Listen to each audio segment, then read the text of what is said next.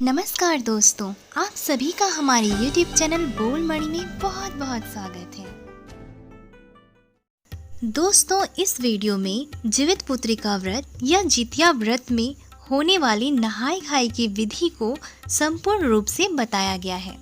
बहुत सी महिलाओं ने मुझे मैसेज किया है कि मैं जीवित पुत्रिका व्रत की नहाय खाई विधि को संपूर्ण रूप से वीडियो में बताऊं।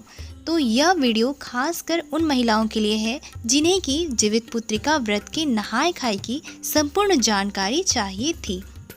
तो दोस्तों, जैसा कि मैंने पहले के वीडियो में भी बताया है कि हिंदू चंद्र कैलेंडर के अनुसार अश्विन माह की कृष्ण पक्ष की अष्टमी पर जीवित पुत्रिका व्रत किया जाता है और यह उपवास सप्तमी से लेकर नवमी तक मनाया जाता है।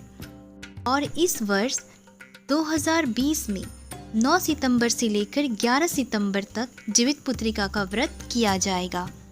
जैसे कि हम सभी जानते हैं कि सप्तमी के दिन नहाय खाई किया जाता है, तो चलिए जानते हैं कि जितिया नहाय खाई की विधि में क्या क्या किया जाता है।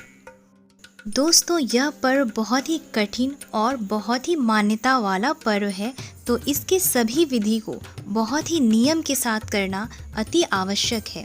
जो भी व्रती जीवित पुत्रिका या जितिया का व्रत रखने वाली हैं, वे अपने घर के आसपास के नदी या पोखर में एक डुबकी लगा लें, क्योंकि नदी के किनारे पर ही जीवित पुत्रिका व्रत का सभी पूजन विधि किया जाता है।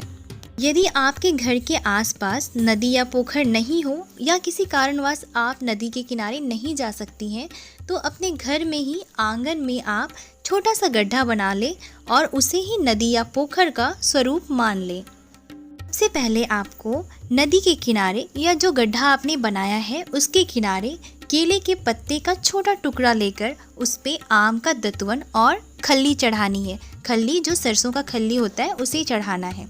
और झिंगली के 2 पत्ते लेने हैं। झिंगली के दोनों पत्ते पर एक और दाहिनी हाथ से चील को दिया जाता है और बाएं हाथ से सियार को तेल और खल्ली जो है वो चढ़ाया जाता है। ध्यान रखें कि आपको इस विधि में दोनों हाथ का इस्तेमाल करना है।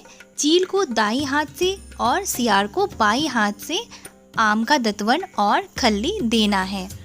और फिर धूप दीप दिखाते हुए पूजा कर लेनी है। और पूजा के बाद पूजी गई सामग्री जो पत्ते पर चढ़ाया था हमने, उसे नदी या गड्ढे में विसर्जित कर देना है।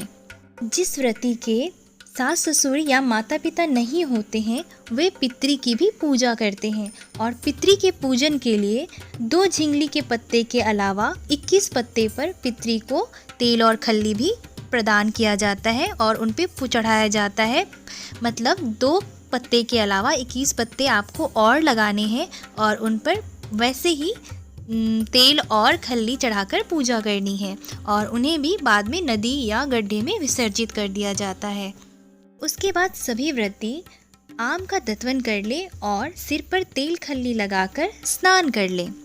स्नान के बाद फिर से पूजन की विधि करनी है और पूजन के लिए व्रती फिर से केले के पत्ते पर जितवाहन बाबा को खजली, दही, खीरा इत्यादि जो भी आप चढ़ाते हो, जो भी आपके क्षेत्र में मान्यता हो, उस पर पूजती हैं। और केले के पत्ते के अलावा आपको झिंगली के 2 पत्ते फिर से लेने हैं और चील और सियार को वैसे ही चील को दाहिने हाथ से और सियार को बाईं हाथ से जो भी चीज़ें केले के पत्ते पर चढ़ाई हैं वो आपको उन दोनों पत्तों पर भी चढ़ानी है।